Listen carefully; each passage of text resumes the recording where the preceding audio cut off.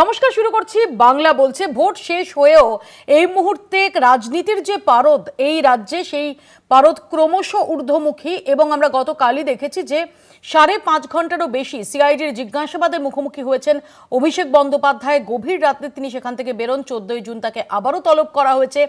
এরই মধ্যে আজকে আবার কিছুক্ষণ আগে কালীঘাটে পৌঁছে গেছে সিআইডির দল আরেকটি পৃথক মামলায়, অর্থাৎ অভিষেক বন্দ্যোপাধ্যায়ের প্রচার চলাকালীন 12ই এপ্রিলের যে ডিজে মন্তব্য, সেই মন্তব্য নিয়ে আলাদা মামলা রুজু হয়েছে। এবং তারই পরিপ্রেক্ষিতে সিআইডি টিম যারা এই মামলার দায়িত্বভার গ্রহণ করেছে তারা পৌঁছে গেছেন কালীঘাটে অভিষেক বন্দ্যোপাধ্যায়ের বাসভবনে। অন্যদিকে তারা যখন পৌঁছন তখন অভিষেক বন্দ্যোপাধ্যায় মমতা বন্দ্যোপাধ্যায়ের বাড়িতে, সেখানে তিনি বৈঠক করছেন, যেখানে ডেরেক ওব্রায়েন, মদন মিত্রেরা রয়েছেন বলে শোনা যাচ্ছে। অন্যদিকে সিআইডির যে আধিকারিকরা তারা সেখানে অপেক্ষারত। তারা বলছেন যে অভিষেক বন্দ্যোপাধ্যায়ের হাতে নোটিশ দিয়ে তারপরে তারা সেখান থেকে যাবেন। এরই মধ্যে আজ সকালে আমরা গত কয়েকদিন ধরে যে জল্পনা দেখছিলাম এবং যেখানে দাঁড়িয়ে বিদ্রোহী সাংসদরা দাবি করছিলেন যে প্রয়োজনীয় সংখ্যক সই সেটা তাদের হাতে আছে, অন্যদিকে তৃণমূলের যে আদিগোষ্ঠী তারা বারবার চ্যালেঞ্জ করছিলেন যে সেই চিঠি কোথায়, সেই চিঠি কেন প্রকাশ্যে আসছে না। এই মুহূর্তে দাঁড়িয়ে সংবাদ মাধ্যমের কাছে একটি চিঠি এসে পৌঁছেছে যাতে 19 জন সাংসদের নাম রয়েছে এবং যাতে সায়নী ঘোষ, পার্থ ভৌমিক, দীপক অধিকারী অর্থাৎ দেবের নামও রয়েছে। সেই চিঠি নিয়েও চলছে জোর তর্জা। এই সব নিয়ে আমরা আজকে আলোচনা করব। আমাদের সঙ্গে যারা উপস্থিত রয়েছেন তাদের সঙ্গেও পরিচয় করাবো। শুরুতে একবার সরাসরি চলে যাব কালীঘাটে। সেখান থেকে রয়েছেন আমাদের প্রতিনিধি সত্য সুন্দর ভট্টাচার্য। সত্য, একদিকে সিআইডির টিম কালীঘাটে অভিষেক বন্দ্যোপাধ্যায়ের বাড়িতে, অন্যদিকে তার থেকে ঢিলছোড়া দূরত্বে মমতা বন্দ্যোপাধ্যায়ের বাসভবন, সেখানে মমতা অভিষেক বৈঠক চলছে। এই সম্পর্কে যদি বিস্তারিত জানাও। দেখো, সর্বশেষ যেটা আপডেট এই মুহূর্তে আমরা পেলাম সেটা হলো কালীঘাটে মমতা বন্দ্যোপাধ্যায়ের বাড়িতে যে বৈঠক চলছিল সেই বৈঠক শেষ হয়েছে এবং কিছুক্ষণ আগেই কুণাল ঘোষ বেরিয়ে এসেছেন। তার আগে মদন মিত্র বেরিয়ে এসেছিলেন। খুব প্রাসঙ্গিকভাবে যে সময়টায় এই বৈঠক হচ্ছে, অর্থাৎ মমতা বন্দ্যোপাধ্যায়ের বাড়িতে অভিষেক বন্দ্যোপাধ্যায় রয়েছেন এবং তার ঠিক তার পাশেই কিন্তু কালীঘাটে অভিষেক বন্দ্যোপাধ্যায়ের বাড়িতে অপেক্ষারত রয়েছেন সিআইডি আধিকারিকেরা। ইতিমধ্যেই অন্য একটি মামলার পরিপ্রেক্ষিতে প্রথমে বাগুইহাটি থানায়, পরে বিধাননগর কমিশনারেটে, বিধাননগর সাইবার ক্রাইম থানায় যে অভিযোগ দায়ের করা হয়েছিল, অর্থাৎ ভোটের প্রচারে অভিষেক বন্দ্যোপাধ্যায় যে মন্তব্য করেছিলেন, উস্কানিমূলক মন্তব্য, অর্থাৎ ডিজে বাজানো হবে এই ভোটের ফল প্রকাশের পরে, সেই অভিযোগের পরিপ্রেক্ষিতেই কিন্তু সিআইডি আধিকারিকেরা গতকালই কিন্তু বিধাননগর সাইবার ক্রাইম থানা থেকে কিন্তু এই তদন্তভার সিআইডি আধিকারিকেরা নেন এবং সেই সূত্রেই আছে একেবারে সরাসরি অভিষেক বন্দ্যোপাধ্যায়ের হাতে তারা সেই সমন ধরাতে এসেছেন, তারা অপেক্ষারত রয়েছেন।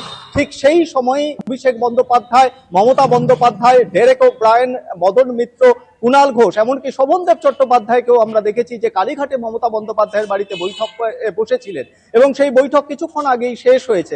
ফলে স্বাভাবিকভাবেই আমার এখানে একটা জিজ্ঞাসা আছে যে আমরা গতকাল দেখেছি যে অভিষেক বন্দ্যোপাধ্যায়ের রক্ষা কবচ মামলা যখন আদালতে চলছে সেই সময় দাঁড়িয়ে কল্যাণ বন্দ্যোপাধ্যায়, স্বপুত্র কল্যাণ বন্দ্যোপাধ্যায় ইনফ্যাক্ট তারা বিস্ফোরক হয়ে ওঠেন এবং তারা যেটা বলেন যে অভিষেক বন্দ্যোপাধ্যায়ের মামলার যে ব্রিফ সেটা তাদের থেকে নিয়ে অন্য আইনজীবীকে দেওয়া হয়েছে এবং যেটার পর রীতিমতো শর্ত চাপিয়ে দেন কল্যাণ বন্দ্যোপাধ্যায় যে মমতা বন্দ্যোপাধ্যায়কে বেছে নিতে হবে যে অভিষেক বন্দ্যোপাধ্যায় না তিনি। তারপর আজকে কল্যাণ বন্দ্যোপাধ্যায়ের এই অনুপস্থিতি বৈঠকে, এই দুটোর মধ্যে কি কোনো যোগসূত্র থাকতে পারে?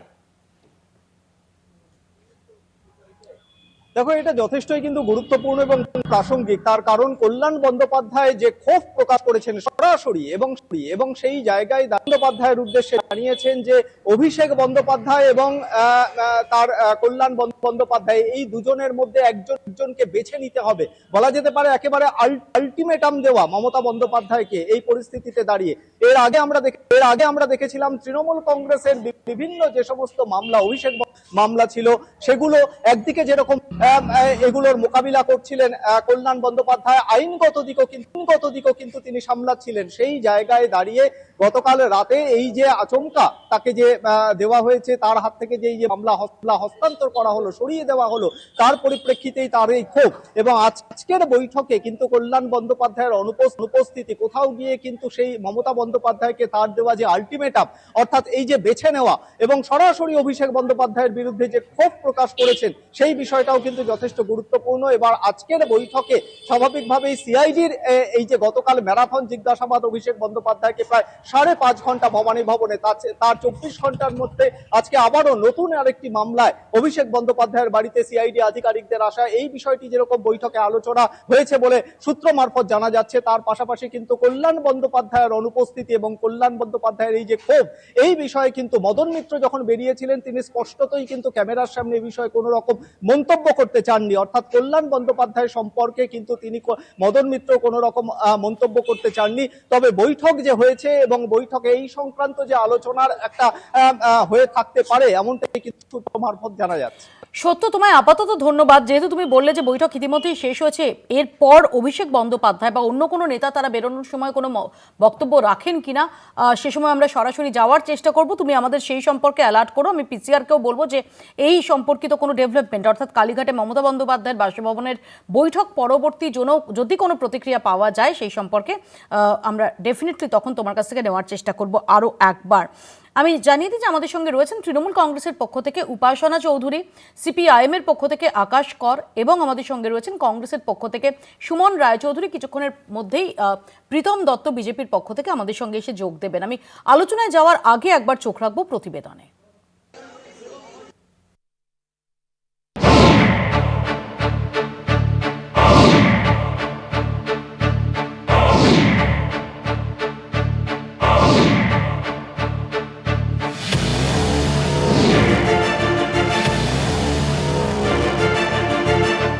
বিদ্রোহী 19 তৃণমূল সাংসদের সই করা চিঠি প্রকাশ্যে, যেখানে কাকলি ঘোষ দস্তিদারের নামের পাশে চিফ হুইপ এবং সাংসদ শতাব্দী রায়ের নামের পাশে উপদলনেতার উল্লেখ। তালিকার সবচেয়ে অপ্রত্যাশিত নাম ঘাটালের সাংসদ অভিনেতা দেবের। যদি লোকে বলে না দেব এখন পাল্টে গেছে, না দেব পাল্টায়নি। দেব সবসময় একটাই রাজনীতি করেছি, মানুষকে এক রাখার রাজনীতি করেছি, মানুষকে ভালোবাসা দেওয়ার রাজনীতি করেছি এবং যেই দলেরই থাকুক না কেন, যেই সমর্থকই থাকুক না কেন, তাকে আমি সম্মান দিই। কিন্তু চিঠির বয়ানে কি লেখা বা এই চিঠি লোকসভা স্পিকার ওম বিড়লাকে কাকলিরা জমা করেছেন কিনা তা স্পষ্ট না। চিঠির সত্যতা নিয়ে প্রশ্ন তুলেছেন বেলেঘাটা তৃণমূল বিধায়ক কুণাল ঘোষ। যদি এই চিঠি সত্যি হয় তাদের কেন এই পরিস্থিতি? কাদের কলকাঠিতে তৃণমূলেই ভাঙন? আইনি পদক্ষেপ কি বাঁচাতে পারবে ভেঙে খান খান তৃণমূলকে? ब्राइब के बारे में तो ये भी बताओगे ना कि जो पहले 8 है उसमें कितने को ब्राइब दी, कितनों को 5-5 करोड़ दिया गया और कितनों को 50 लाख में कर दिया गया, कितनों को तुमने 10 लाख रुपए महीने पे सेट किया। ये सारी चीजें तो मेरे को मालूम है, किसी दिन खोलूंगा ना। 4 মে বিধানসভা ভোটের ফলাফল বেরোয়। সূত্রের খবর, চিঠিতে 18 মে তারিখ উল্লেখ। 19 মে কাকলি ঘোষ দস্তিদারকে চিফ হুইপের পদ থেকে সরিয়ে দেয় দল। তবে কি এই দুই ঘটনার মধ্যে কোনো যোগসূত্র আছে নাকি সবটাই কাকতালীয়? একে একে নিবিষে দেউটি, এদের অনেককে বোধহয় মহিলার সভানেত্রী, যুব সভানেত্রী সব করেছিল না। চিঠিতে নাম রয়েছে পার্থ ভৌমিকের। 2024 সালে লোকসভা ভোটের পর থেকে দিল্লিতে ব্যারাকপুরের সাংসদ পার্থ ভৌমিকের বাড়িতেই ছিল তৃণমূলের পার্টি অফিস। এবার সেই কার্যালয় সাফ করে মমতা অভিষেকের ছবি, কার্যালয়ের আসবাবপত্র, টেলিভিশন, তৃণমূল নেত্রী লেখা বেশ কিছু বই সহ অন্যান্য সামগ্রী সরিয়ে নিয়ে যাওয়া হচ্ছে নাদিমুলের বাংলোয়। দেখুন, উল্টো দিকে কতজন আছে গোনা ছেড়ে দিন, ভুলে যান। মমতা বন্দ্যোপাধ্যায়ের সাথে কতজন আছে সেটা গুনুন, কম হবে সংখ্যাটা, বেশি গুনতে হবে না। এই আবহেই বেসুরো মমতার অন্যতম সৈনিক বীরভূমের অনুব্রত মণ্ডল। মমতা ব্যানার্জি একা হয়েছে, খারাপ লাগছে। কেন মমতা ব্যানার্জিকে ভালোবাসতাম আমি, কেন অনেকজনাই ভালোবাসতাম, কিন্তু মমতা ব্যানার্জি শেষ দিকে কার পাল্লায় পড়লো আমরা বুঝতে পারলাম না। যেমন এবারে যেমন আমাকে ভোটের দায়িত্ব দেয়নি, আপনারা জানেন নিশ্চয়ই। কোর কমিটির মিটিংয়ে বলছে আপনি ডাকলে, কোনো এমএলএ ডাকলে আপনি যাবেন। তাহলে আমার ভোট করতে যাওয়ার দরকার কি আছে? ভাঙনের এই প্রবল শঙ্কার মধ্যে ঋতব্রতদের শিবিরে আরো কয়েকজন বিধায়ক যোগাযোগ করছেন বলে দাবি। আমি এটুকু চ্যালেঞ্জ করেই বলতে পারি, আমাদের লিস্ট মানে বিধানসভার স্পিকারকে দেয়া লিস্ট, এই লিস্ট সংবাদ মাধ্যমের সঙ্গে শেয়ার করা নিয়ম নেই। আমি সংখ্যা বলেছি, আমি কোনো নামে যাব না। আমাদের সংখ্যা, যে সংখ্যা আমি বলেছিলাম আমি তাতেই স্টিক করছি আপাতত, বাকিটা পরে দেখা যাবে। 64 সম্ভাব্য ভাঙন কিভাবে সামলাবে তৃণমূল? ঘরে বাইরে এই প্রবল ঝড় কি আদৌ মোকাবিলা করতে পারবে? নতুন পুরনো দুই তৃণমূলের অন্দরও ঘুরপাক খাচ্ছে একই প্রশ্ন। কলকাতা টিভি। আমি উপাসনার কাছে শুরুতে আসবো। উপাসনা, এতদিন যেটা তোমাদের তরফ থেকে একাধিক সাংসদ যারা এখনো তোমাদের দিকে আছেন বা তোমাদের মুখপাত্র, তারা যে চ্যালেঞ্জটা করছিলেন যে স্পিকারের কাছে, লোকসভার স্পিকারের কাছে যদি স্বাক্ষর সম্বলিত চিঠি জমা পড়ে থাকে, সেই চিঠি কোথায়? আজকে সংবাদ মাধ্যমে যে চিঠি এসে পৌঁছেছে সেখানে তো 19 জনের স্বাক্ষর, এবং সেখানে কাদের স্বাক্ষর? পার্থ ভৌমিক, দেব, সায়নী ঘোষ, তাদের স্বাক্ষরও রয়েছে। এখনো কি অস্বীকার করতে পারো? জিনিস বলে শুরু করতে চাই যে আসবাবপত্রের বদল আসলেও ওই প্রকার স্বভাবে কিন্তু বদল আসে না। আর তার পাশাপাশি যে চিঠিটার কথা আপনি উল্লেখ করলেন, সেই চিঠিটার মধ্যে বাস্তবে কি লেখা আছে সেই জিনিসটা কি আমরা কেউ দেখতে পারলাম? সেই জিনিসটা কিন্তু এখনো একটা বড় প্রশ্ন ছিল। আমরা যে দৃশ্যটা দেখতে পাচ্ছি সেটা হচ্ছে যে একটা পেপারের মধ্যে যেখানে সিনসিয়ারলি করে তার পরবর্তীতে কিছু লোকজনদের 1, 2, 3, 4 সিরিয়াল নাম্বার করে তাদের নামটা এবং তাদের স্বাক্ষরটা লেখা আছে। কিন্তু সেই জিনিসটা যদি একটু গভীরভাবে লক্ষ্য করেন, 13 নম্বর ব্যক্তিটার নাম সেখানে উল্লেখ নেই। শুধুমাত্র তাই কেন, তার পাশাপাশি আমি দেখছিলাম একটা জায়গায় সায়নী ঘোষের সিগনেচার, সেখানে অন্য কোন নিচে অন্য কোনো ব্র্যাকেটে অন্য কোনো একটা জিনিসপত্র লেখা আছে। এবার এই গোটা বিষয়ের ব্যাখ্যাটা খুব স্বাভাবিক দর্শক হিসাবেও যদি আমি বলি, আমরা সকলেই চাই সর্বপ্রথম বুঝতে হবে যে 20 জন বলে যে ঢাকঢোল পিটিয়ে তার পরবর্তীতে একজন বিশেষ ব্যক্তি এই গোটা বক্তব্য রাখলেন মিডিয়ার সামনে। আমরা যখন সাধারণ নাগরিক হই এই প্রশ্নটা করছিলাম, সেটার উত্তর কেন সেই সময় আমরা কেউ পেলাম না? আমি পরেও যে কথাটা বলেছি, আমি মিতালি বাগের নাম এবং স্বাক্ষর সেখানে আমি দেখলাম। সেই মিতালি বাগের সাথে আমাদের অত্যন্ত ঘনিষ্ঠ কিছু লোকজনদের যখন কথা হয়েছিল, তখন মিতালি বাগ কলে এই কথাটা বলে যে যাই হয়ে যাক আমরা কিন্তু দিদির পক্ষেই আছি, দিদির সাথেই আছি। তার পাশাপাশি যখন মিতালি বাগের কথা বলছি, দীপক অধিকারী ক্যামেরার সামনে স্পষ্ট করে দিলেন যে তারা কিন্তু মমতা বন্দ্যোপাধ্যায়ের সাথেই আছেন। তাহলে হঠাৎ করে যখন আমরা একটা লিস্ট দেখছি যেখানে দেখতে পাচ্ছি যে 19 জনদের নাম রয়েছে, স্বাক্ষর রয়েছে, তাও আবার একটু ছন্দ ছাড়া ভাবেই রয়েছে, কিন্তু সেটা কোন ভিত্তিতে তারা সিগনেচারটা করেছেন, ভিতরের ইনপুটটা কি আছে, লেটারে বাস্তবে কি লেখা আছে, সেটা যখন আমাদের কারোর কাছ পর্যন্ত পৌঁছাতে পারলো না, তখন কি সেটার জেনুইননেসের উপর প্রশ্নচিহ্ন করাটা বাস্তবে কোনো বোকামি? সেই জিনিসটা তো আমার মনে হয় না। আজকের দিনে দাঁড়িয়ে যখন কুণাল ঘোষ এই কিন্তু আমার খুব সিম্পল প্রশ্ন উপাসনা, যে এটা যতটা জোর দিয়ে বলছো, ততটা জোর দিয়ে তোমাদের এই সম্ভাব্য বিদ্রোহী সাংসদরা তারা যদি এই কথাগুলো বলতেন তাহলে বোঝা যেত। কিন্তু এই মুহূর্তে দাঁড়িয়ে স্পষ্ট বক্তব্য রাখছেন লোকসভার যে তৃণমূল কংগ্রেস সাংসদরা যে তারা মমতা বন্দ্যোপাধ্যায়ের সঙ্গেই আছেন, সেই সংখ্যাটা কিন্তু জাস্ট 8। আচ্ছা মৌপিয়াদি, যখন তুমি এই প্রশ্নটা করলে, এই 19 জন সাংসদের মধ্যে কজন বুক চিতিয়ে তার পরবর্তীতে কলকাতা টিভির ক্যামেরার সামনে দাঁড়িয়ে বলেছে যে আমরা ওই বিদ্রোহী সাংসদের মধ্যে থেকে অন্যতম? সবসময় ওয়ার্ডস না, অ্যাকশনেও যাও উপাসনা, অ্যাকশনেও যাও। ধরা যাক পার্থ ভৌমিক বরাবর তৃণমূল কংগ্রেসে অভিষেক বন্দ্যোপাধ্যায় ঘনিষ্ঠ হিসেবে পরিচিত। পার্থ ভৌমিকের গত কয়েক বছরের যে উত্থান রাজনৈতিক মহলে এবং সংস্কৃতি মহলে, এমনকি রাজনৈতিক মহলের একটা বড় অংশ তারা এরকমভাবে ব্যাপারটা ব্যাখ্যা করছিলেন যে বিশ্বাস ব্রাদার্সের যে প্রভাব টালিগঞ্জে, সেটার কোথাও একটা তার একটা প্রতিপক্ষ হিসেবে পার্থ ভৌমিককে তোলা হচ্ছে। আমরা দেখতাম সমস্ত যে ফিল্ম সংক্রান্ত, টালিগঞ্জ সংক্রান্ত যা গেট টুগেদার ইত্যাদি, সেখানে পার্থ ভৌমিকের ডাক পাওয়াটা সেটা অবশ্যম্ভাবী হয়ে পড়ছিল। অর্জুন সিংয়ের কাউন্টার হিসেবে পার্থ ভৌমিককে ওই এলাকায় অত্যন্ত গুরুত্বপূর্ণ রোলে দেখা গিয়েছিল। পার্থ ভৌমিকের বাড়ি থেকে তৃণমূলের অফিস সরাতে হচ্ছে। পার্থ ভৌমিক কিছু বলুন বা না বলুন, সেটা কি ম্যাটার করে? না না, আমি পার্থদার কথা শুধুমাত্র বলছি না, আমি এরকমই বলছি, আইদার কেউ কথা বলছেন অথবা তাদের অ্যাকশনে বোঝাচ্ছেন।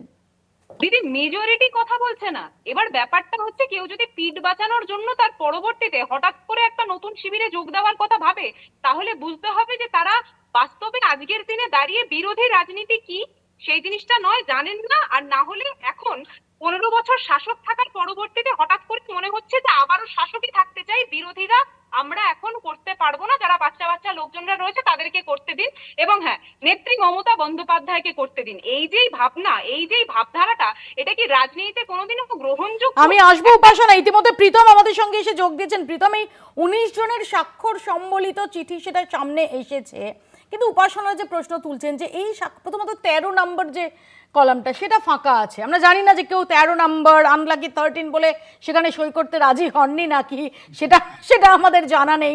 তো এক্স্যাক্টলি কি কারণে 13 নম্বরটা খালি থাকলো? তারপর বেশ কিছু একটু ঝাপসা রয়েছে। দেব তিনি সেদিন মুখ্যমন্ত্রীর সঙ্গে প্রশাসনিক বৈঠকের পর প্রকাশ্যে বললেন যে মমতা বন্দ্যোপাধ্যায় যতদিন আছেন মমতা বন্দ্যোপাধ্যায়ের সঙ্গেই থাকবেন, এবং যেটা উপাসনা বলছে যে এদের মধ্যে কজন মুখ খুলে বলছেন, আমরা যদি কাকলি ঘোষ দস্তিদার, শতাব্দী রায় এদের ছেড়ে দিই, এদের বাইরে রাখি, কজন খুব জোর গলায় বলছেন যে না আমরা বিদ্রোহী? পুরোটা সম্পূর্ণটাই তো যে তৃণমূল বলে যে একটা পাবলিক লিমিটেড কোম্পানি আছে তার ব্যাপার, এবং তার সেই কোম্পানিতে কারা শেয়ার রাখবেন কে রাখবেন না। আমার এখানে একটা প্রশ্ন আছে প্রীতম, ডেফিনেটলি তোমার এই কথাটা এমন কি ঋতব্রত বন্দ্যোপাধ্যায়রা যখন এখানে রিভোল্ট করছেন তখন অবধিও চলতে পারতো, বাট দিল্লিতে গত কয়েকদিনে আমরা যা দেখলাম, ভূপেন্দ্র যাদবের বাড়িতে বৈঠক, নিশিকান্ত দুবের বাড়িতে বৈঠক, মুখ্যমন্ত্রী শুভেন্দু অধিকারী তিনি শতাব্দী রায়ের বাড়িতে চা চক্রে যাচ্ছেন, এরপর আর এটা শুধুমাত্র তৃণমূল কংগ্রেসের অভ্যন্তরীণ বিষয়, এটা কি বলা সাজে?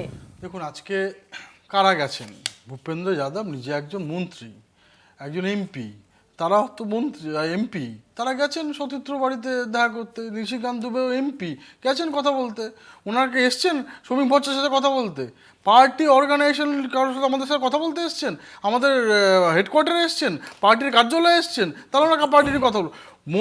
মন্ত্রীদের কাজ করতে গিয়ে ওখানে যারা সাংসদ আসছেন, এতদিন এই 15 বছর একটা কালচার ডেভেলপ হয়ে গেছিল যে কেউ কারো বাড়িতে যাবে না, কেউ কারো সাথে কথা বলবে না, আলটিমেটলি মানে ডেভেলপমেন্ট নষ্ট হচ্ছিল, বাংলার মানুষের ক্ষতি হচ্ছিল। সেটা দিয়ে যদি এখন মানে বিলম্ব বোধোদয় হয়ে গিয়ে যদি বোঝে যে বাংলার মানুষের কাজ আমি করতে গেলে একটু দেখাচ্ছি, এই মুহূর্তে মমতা বন্দ্যোপাধ্যায়ের বাসভবন থেকে অভিষেক বন্দ্যোপাধ্যায় বেরিয়েছেন এবং কালীঘাটের বাসভবনে আসছেন, এবং কালীঘাটের বাসভবনে এই মুহূর্তের কি চিত্র একটু দেখাবো, কারণ সিআইডি অফিসাররা সেখানে অপেক্ষা করছেন। আমরা একটু অ্যাম্বিয়েন্সটা আমি একটু শোনানোর চেষ্টা করব। পিসিআর কে বলবো অ্যাম্বিয়েন্স শোনাতে।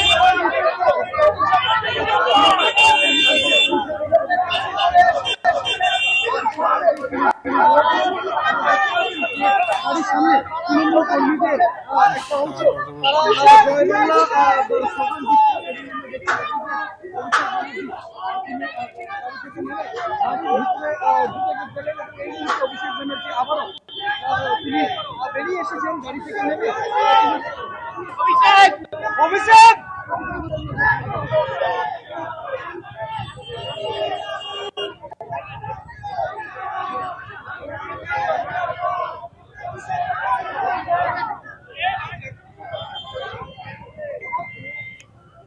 হ্যালো হ্যালো, আরে বুমটা ডাকতে তো।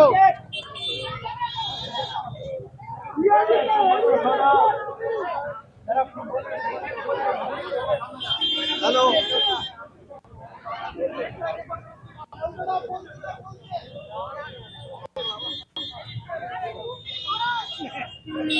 এই বুম নামা, মোবাইলটা নামাও ভাই, এই মোবাইলটা নামাও।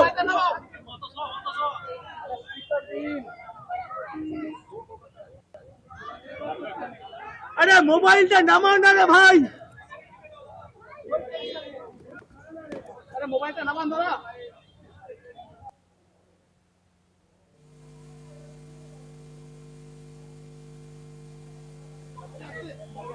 এই মোবাইলটা নামাও, মোবাইলটা সরাও না।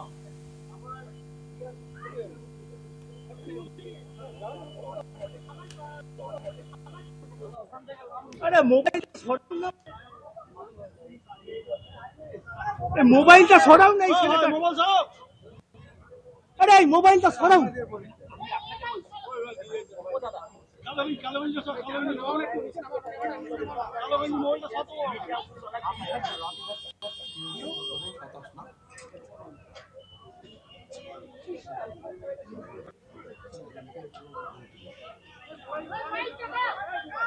ক্যামেরা স্টিল নাও।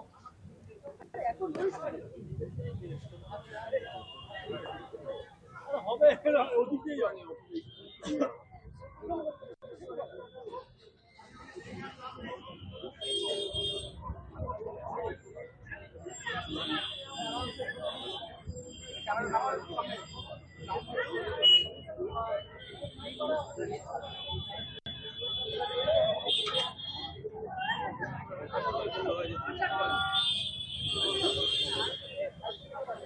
অভিষেক বন্দ্যোপাধ্যায় কিছু বলছেন সংবাদ মাধ্যমের সামনে, যদিও এই মুহূর্তে দাঁড়িয়ে ওখানে যে ভিড়, সামহাও তার বক্তব্য আমরা শুনতে পাচ্ছি না।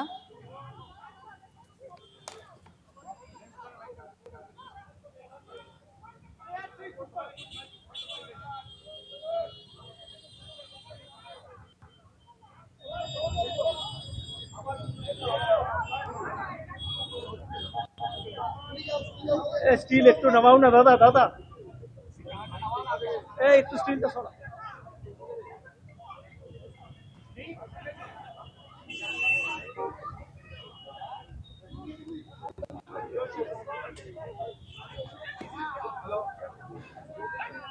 আরে দাদা,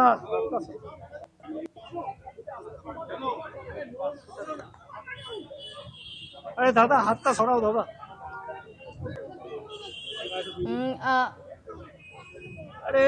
আমরা জানার চেষ্টা করব অভিষেক বন্দ্যোপাধ্যায় তিনি কি বলছেন। ছোট্ট একটা ব্রেক নিচ্ছি, ছোট্ট একটা বিরতির পর ফিরছি, দেখতে থাকুন বাংলা বলছে।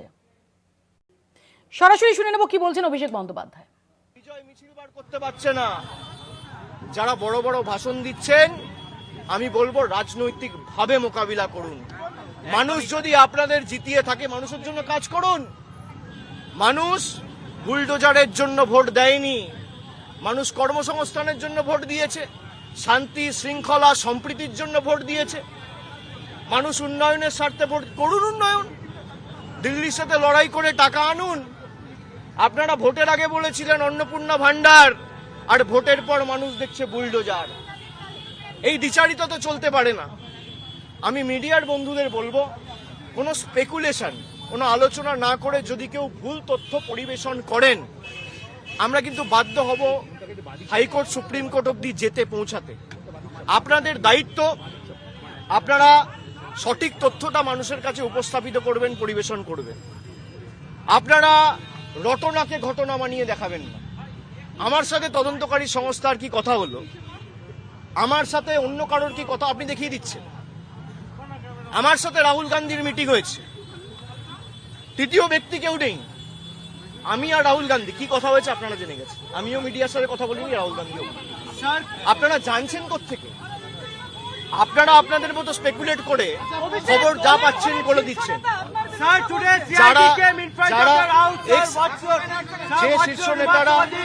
যে শীর্ষ নেতারা আমার বিরুদ্ধে কথা বলছে, দলে আলোচনা করার জায়গা রয়েছে। এবং আপনি স্পেসিফিক্যালি বলতে পারেন কল্যাণ বন্দ্যোপাধ্যায় বলেছে। কল্যাণ বন্দ্যোপাধ্যায়ের অধিকার রয়েছে আমাকে নিয়ে কথা বলার। কল্যাণ বন্দ্যোপাধ্যায়ের অধিকার রয়েছে আমাকে নিয়ে চারটে কটু কথা বলার। কল্যাণ বন্দ্যোপাধ্যায় আমাকে ছোট থেকে মানুষ করেছে, আমি বড় হতে দেখেছি। আমি এই কথাগুলো নিয়ে খারাপভাবে নিই না। ওনার একটা ঘটনা হয়তো খারাপ লাগতে পারে, উনি বলেছেন, কিন্তু আমি আমার কোনো ব্যক্তিগত ক্রোধ বা আমার কোনো ব্যক্তিগত ক্ষোভ কল্যাণ বন্দ্যোপাধ্যায়ের বিরুদ্ধে নেই। আমি তাকে আগেও সম্মান করতাম, আগামী দিনেও করব। अब हिंदी नहीं यार बोल दिया। আমরা শুনলাম অভিষেক বন্দ্যোপাধ্যায়ের বক্তব্য, এবং যে অংশটা আমরা শোনাতে পারিনি তার মধ্যে একটা অত্যন্ত গুরুত্বপূর্ণ জায়গা, যেখানে তিনি বলছেন যে তার সঙ্গে সিআইডির কি কথোপকথন হয়েছে জিজ্ঞাসাবাদের সময় সেই তথ্য বাইরে আনা হচ্ছে, এবং পরবর্তীকালে এই নিয়ে তিনি আদালতের দ্বারস্থ হতে পারেন, এমনটাই বক্তব্য অভিষেক বন্দ্যোপাধ্যায়ের। আমি একটু আকাশের কাছে চলে যাব। আকাশ, দেখুন, এইটা কি নিয়ে কথা বলবো এটাই পাচ্ছি না। কারণ এক হচ্ছে তৃণমূল নিয়ে কথা হচ্ছে, আপনি শুরু থেকে যা এখনো অবধি যে ব্যাপারটা চলছে, এখন তো একটা বিষয় নিয়ে কথা বলতে গেলে তো সেই বিষয়টাকে থাকতে হয়। তৃণমূলের এমএলএরা কে কোথায় আছে, তৃণমূলে আছে না কোথায় আছে, তৃণমূলের সাংসদরা তৃণমূলে আছে না অন্য কোথাও আছে, এইসব নিয়ে খানিক করে আলোচনা হতে পারে। কিন্তু দেখুন, রাজনীতি ব্যাপারটা তো শুধুমাত্র বিধানসভা আর সংসদে হয় এমনটা নয়। এই যে আমি শুনলাম অভিষেক বন্দ্যোপাধ্যায় দাঁড়িয়ে দাঁড়িয়ে বলছেন এখন একটু গলার আওয়াজটা অন্যরকম হয়েছে, যাই হোক। এই যে বুলডোজার ইত্যাদির কথা বলছে, তা পশ্চিমবাংলার মানুষ তো একই সাথে বিধানসভা নির্বাচনে বিজেপিকে শাসক দল হিসেবে বেছেছেন, তৃণমূল কংগ্রেসকে বিরোধী দল হিসেবে বেছেছেন।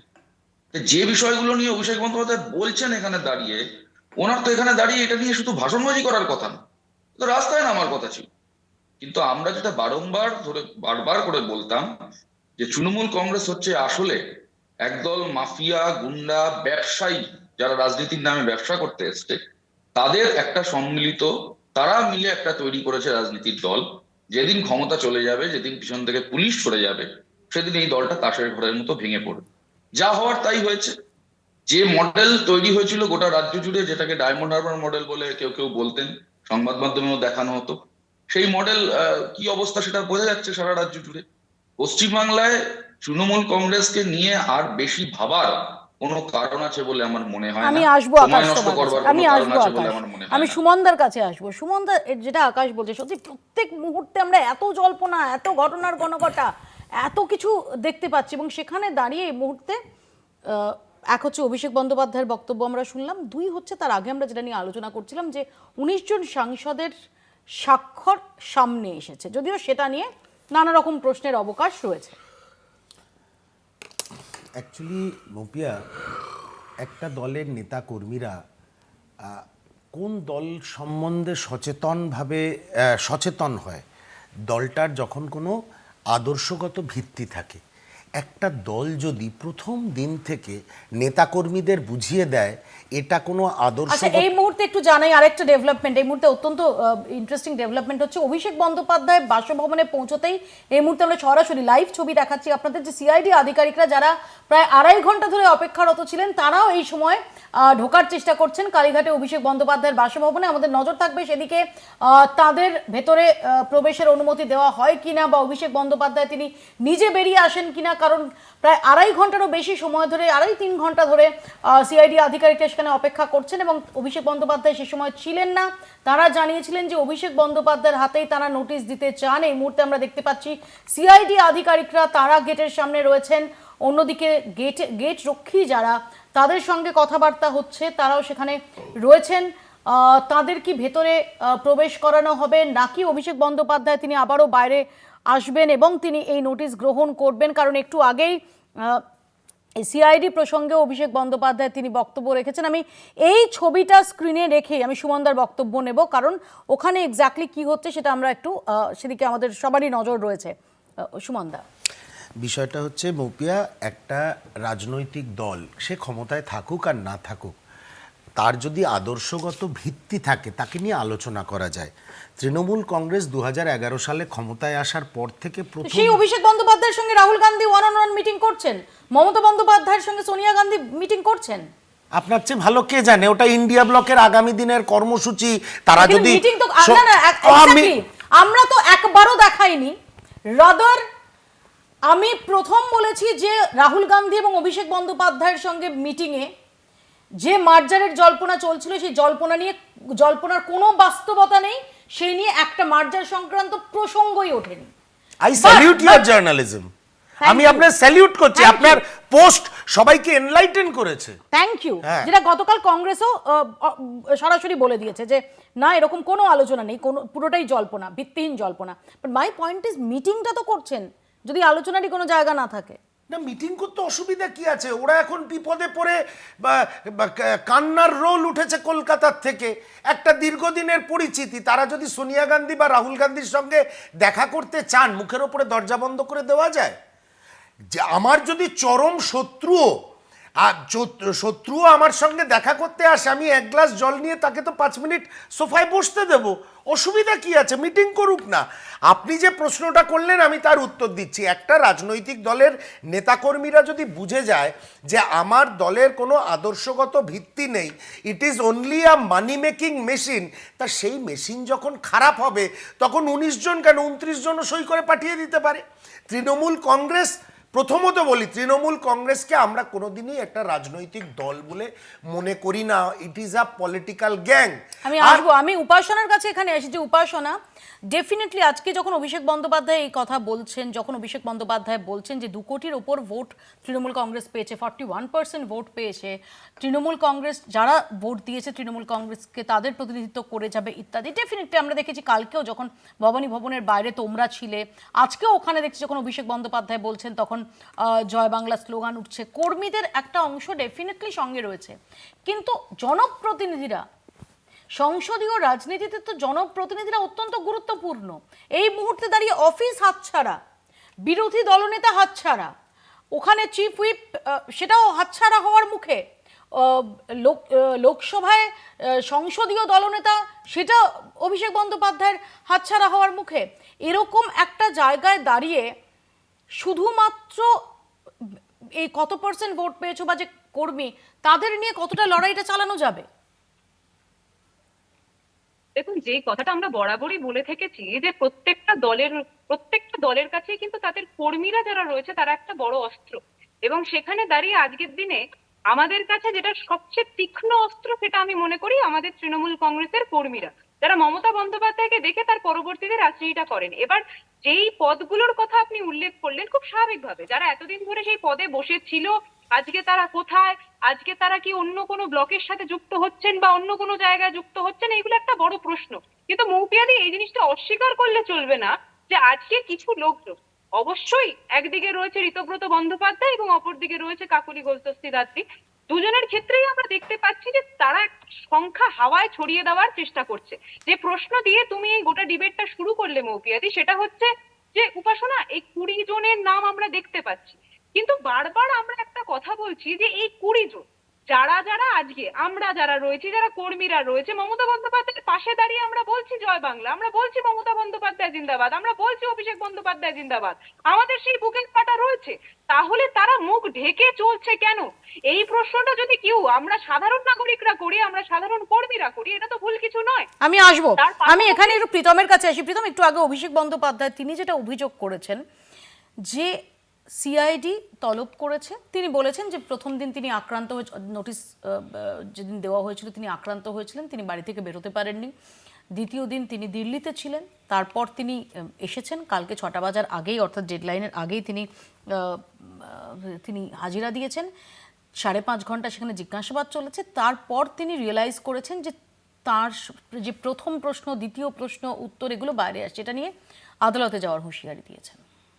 দিদি, আমি তো মানে অবাক হয়ে যাচ্ছি যে তার মানেটা কি, মানে যেসব প্রশ্ন করেছে তার মানে মানে মানে উনি হয়তো বলে দিয়েছেন কোনো সাংবাদিকদের, এটাও হতে পারে, তো যে উনি আদালতে যান, আদালত যা কিছু করুক। কিন্তু আজকে যতটুকু আমি কথা বলে বুঝলাম যে কোনো উদ্ধত্ত ছিল, সেই উদ্ধত্ত এখনও আছে। দেখলাম তো আমি যখন কেউ বলছিলেন যে একটু হিন্দিতে বলুন না, জানতো বলে দিয়েছি তো, মানে এই দিস ইজ দ্য স্টাইল, এইগুলোর এগেনস্টেই বাংলার মানুষ এদেরকে এখান থেকে তাড়িয়েছে।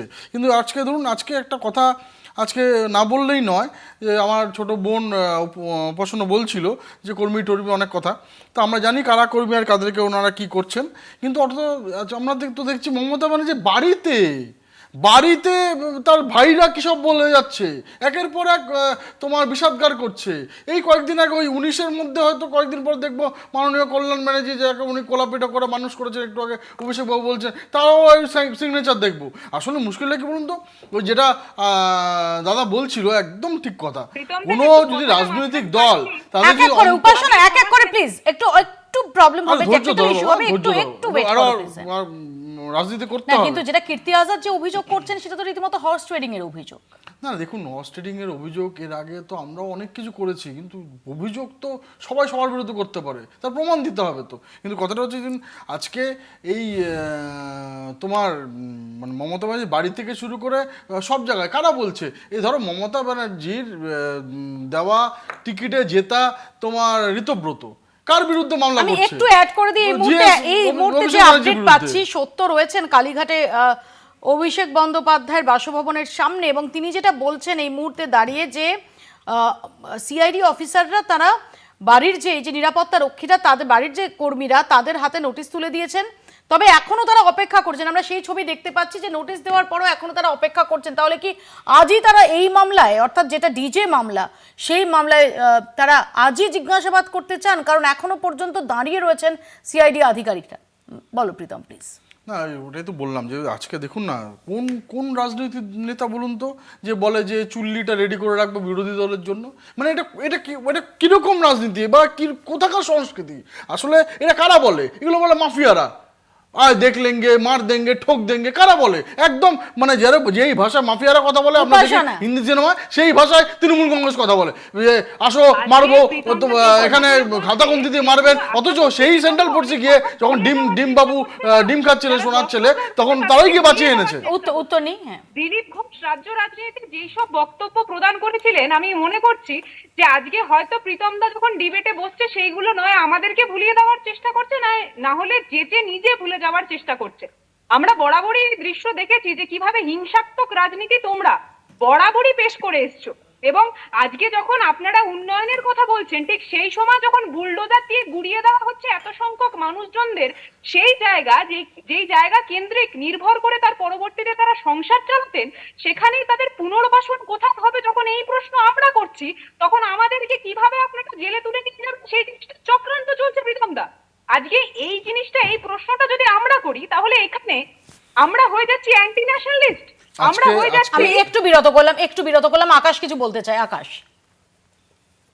না, আমি বুঝতে পারছি না যে বুলডোজার নিয়ে তৃণমূলের যে প্রতিনিধি এত কথা বলছেন, তো বুলডোজার আটকাতে গিয়ে সৃজন ভট্টাচার্য, সুজন চক্রবর্তীরা জেলে যাচ্ছেন, আক্রান্ত হচ্ছেন, আর এরা টিভিতে বসে ভাষণ দিচ্ছেন, আর অভিষেক ব্যানার্জি সিআইডির অফিসে যাচ্ছেন। এর তো কোনো মানে নেই। বিরোধী দল হয়ে বিরোধী ভূমিকা পালন করতে হয়, সেটা করতে পারবে না, কারণ তৃণমূল দলটার নেই। কোন কর্মীর কথা বলছেন? শুধু নেতাদের কথা তো নয়, কর্মীরা এক সেকেন্ড, এক এক করে উপাসনা আসবো প্লিজ। আকাশ বলে নিলে আমি তোমার কাছে আসবো। হাজার কর্মীদের কথা, ওরা যে হাজার কর্মীদের আমরা এর আগে এলাকায় এলাকায় দেখতাম, দলটা সরকারে আছে সেটাকে ভাঙিয়ে নানা রকমের মাতব্বরি মারতে, সেই কর্মীরাই বা কোথায়? আর আমি এইটাও সাথে বলছি যে দেখুন, এই বিজেপির যিনি প্রতিনিধি আছেন প্রীতম দা, তিনি যা বলছেন ঠিক আছে, আপনিও সেই প্রশ্নটা একবার করলেন, হালকা এড়িয়েই গেলেন। আমার কথাটা হচ্ছে যে এই তৃণমূলের বিদ্রোহী নাকি, মানে বিদ্রোহী শব্দের অপমান, যাই হোক, যারা আছেন তারা তো ঘোষণা করেছেন নাকি, আপনাদের মাধ্যমে যা দেখেছি, তারা এনডিএ ব্লকে যুক্ত হতে চাইছেন। শ্রমিক ভট্টাচার্যের কাছে যাননি ঠিকই, শুভেন্দু অধিকারীর কাছে গেছেন। বিজেপি কি এটা বীর দর্পে বলতে পারছে যে তারা এনডিএ তে যুক্ত হতে চাইলেও তাদের এনডিএ তে যুক্ত করা হবে না? নাকি এইটা ওই ভালো তৃণমূল, কালো তৃণমূল ইত্যাদির মধ্যে এই ডিফারেন্সিয়েট বিজেপি এখনো করবে? এই প্রশ্নের উত্তরও কিন্তু মানুষ এখনো বাংলায় খুঁজে পাচ্ছেন না। তৃণমূলের সর্বগ্রাসী দুর্নীতি, অসভ্যতা, অহংকারের বিরুদ্ধে পশ্চিমবাংলার মানুষ রায় দিয়েছেন, এই বিষয়ে কোনো সন্দেহ নেই। যদি একই লোকেরা এখন তৃণমূলের বদলে আরেকটা জামা পরে নিয়ে সেই একই কাজ করেন, মানুষ সেটা ভুলবেন না, মানুষ সেটা চোখ রাখবেন। উপাসনা কিছু রেসপন্ড করতে চাই খুব সংক্ষেপে। উপাসনা, একদম যে কথাটা উনি বললেন খুব স্বাভাবিকভাবে, আমি যে কথাটা দিয়ে শুরু করেছিলাম যে উই পোকার কিন্তু স্বভাবটা একই থাকে, মানুষ বাস্তবে কিন্তু ভুলবে না। কিন্তু তার পাশাপাশি উনি যে কথাটা বলছিলেন সেটা হচ্ছে তৃণমূল কংগ্রেস নাকি শেষ হয়ে গেছে। এটা একটা কাল্পনিক দৃশ্য হয়তো অনেকের কাছেই, কিন্তু কি জানেন তো, বাস্তবে তৃণমূল কংগ্রেস মাঠে ময়দানে, সোশ্যাল মিডিয়া এবং টিভির পর্দাতেও উপস্থিত আছে, এবং তাই জন্য আজকের দিনে দাঁড়িয়ে বিভিন্ন মিডিয়া চ্যানেল বরাবরই অভিষেক বন্দ্যোপাধ্যায় বাড়ির সামনেটা সারাক্ষণ কভার করছে। বাকি দুটো ঠিক আছে, কিন্তু উপাসনা আকাশের যেটা বক্তব্য, ছেড়ে দিন, বাকি দুটো ঠিক আছে। না মাঠে ময়দানেও আছে, আপনি যদি না দেখতে পান চশমার পাওয়ারটা চেঞ্জ করতে হবে। আমি তো দেখতেই চাইছি, আমি তো খুবই দেখতে চাইছি। আসলে মুশকিলটা কি, সমস্যা হচ্ছে এর আগে এক সেকেন্ড সমস্যা হচ্ছে, আমি আসবো এক সেকেন্ড আমি দুজনকেই থামাচ্ছি। এই মুহূর্তে সিআইডি আধিকারিকরা তারা বেরিয়ে যাচ্ছেন অভিষেক বন্দ্যোপাধ্যায়ের বাড়ির সামনে থেকে। সত্য সুন্দর ভট্টাচার্য আমাদের সঙ্গে রয়েছেন। সত্য, কি দেখতে পাচ্ছ? দেখো, 3 ঘন্টা অপেক্ষা করছিলেন সিআইডি আধিকারিকেরা অভিষেক বন্দ্যোপাধ্যায়ের বাড়িতে ঢোকার পরে। তার বাড়িতে কিন্তু তার যারা কর্মী ছিলেন তাদের হাতে, স্টাফদের কাছে যে নোটিশ, সেই নোটিশ তুলে দেওয়া হয়েছে। তার কিছুক্ষণ পরে তার যে প্রাপ্তি স্বীকার, অর্থাৎ এই নোটিশের যে প্রাপ্তি স্বীকার, রিসিভ কপি, সেই রিসিভ কপি নিয়ে এই মুহূর্তে সিআইডি যারা আধিকারিক রয়েছেন তারা কালীঘাটে অভিষেক বন্দ্যোপাধ্যায়ের বাড়ি থেকে বেরিয়ে যাচ্ছেন। 4:35 মিনিটে, বিকেল 4:35 মিনিটে তারা কালীঘাটে এসেছিলেন। 3 ঘন্টা পরে অভিষেক বন্দ্যোপাধ্যায় যখন বাড়িতে এসেছেন, তার উপস্থিতিতে তার রিসিভ কপি, তার সই করা রিসিভ কপি নিয়ে এই মুহূর্তে বেরিয়ে যাচ্ছেন সিআইডির আধিকারিকেরা। ধন্যবাদ সত্য সুন্দর। আমি প্রীতমের কাছে আসবো। কিন্তু প্রীতম, যে প্রশ্নটা বারবার উঠছে যে একদিকে দাঁড়িয়ে আমরা এখানে কি দেখলাম, ঋতব্রত বন্দ্যোপাধ্যায় তারা বললেন যে তারা অ্যাকচুয়াল বিজেপি বিরোধিতা করতে চান, গঠনমূলক বিরোধিতা করতে চান, এবং যে কারণে তারা আলাদাভাবে তারা যাচ্ছেন, অর্থাৎ তারা মমতা বন্দ্যোপাধ্যায়কে অ্যাডভাইজার রাখতে চান, কিন্তু তারা গঠনমূলক বিরোধিতা করতে চান, তারা সমস্ত প্রশাসনিক বৈঠকে তারা পার্টিসিপেট করতে চান ইত্যাদি।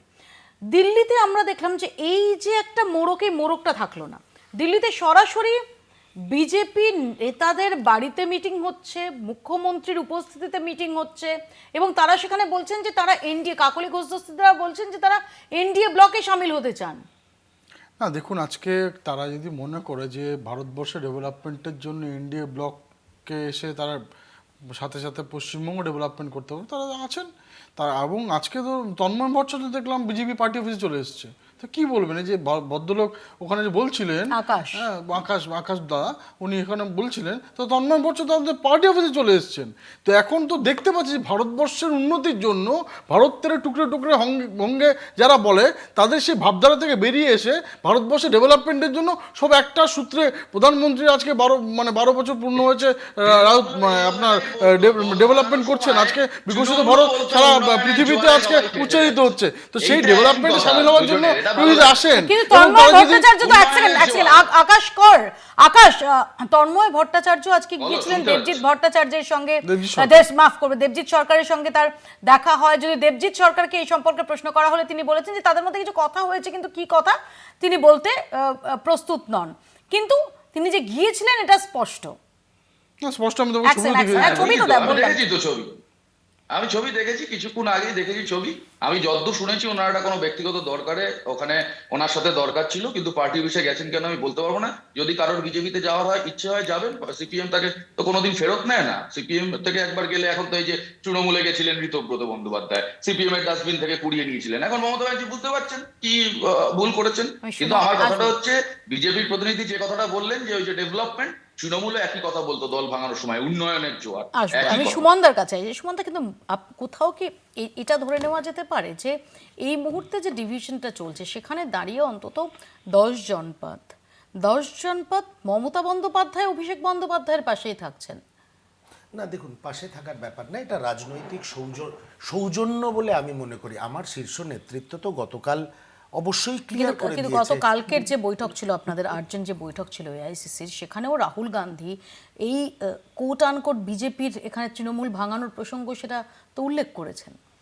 করে থাকতে পারে, এটা একটা জাতীয় প্রেক্ষিতে এটা একটা কমন ফর্মুলা বিজেপি সব জায়গায় নিচ্ছে। আমি মৌপিয়া একটা লাইন আমাকে সময় দাও। আজকে সারাটা দিন, গতকাল সারাদিন, পরশু সারাদিন আমরা কি দেখছি? একটা নতুন সরকার পশ্চিমবঙ্গে গঠিত হয়েছে, মন্ত্রিসভার দপ্তর বন্টন করতে প্রায় 1 মাস সময় লেগে গেল।